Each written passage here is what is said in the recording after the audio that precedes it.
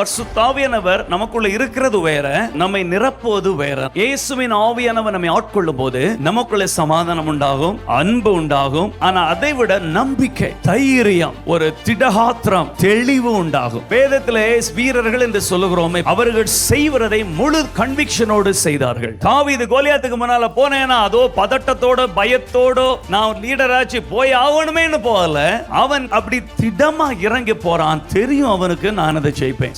அந்த திடன், அந்த நம்பிக்கை தெய்வ பிரசன்னத்திலிருந்து ஆவியானவரால் நாம் பெற்றுக் கொள்கிறோம். அப்ப நமக்குள்ள இருக்கிற ஆவியானவர் மெழுகுத்திரியை போல ஒரு வெளிச்சமாய் நமக்குள்ள இருக்கிறது உண்மைதான். ஆனா அடுத்த லெவல் அனல் மூட்டி எழுப்பி வாக்குத்தத்தம், தரிசனம் எனும் எண்ணெயினாலே அந்த மெழுகுத்திரி பெரிதாய் எரிந்து பெரிதாய் மாறி வெளிச்சம் நம்மை விட்டு வெளியே வந்து அந்த ரூமை, நம்ம இருக்கிற இடத்தை டாமினேட் பண்ணுகிற அளவுக்கு ஒரு அட்மாஸ்பியர் நம்ம கிரியேட் பண்ணுகிறோம்.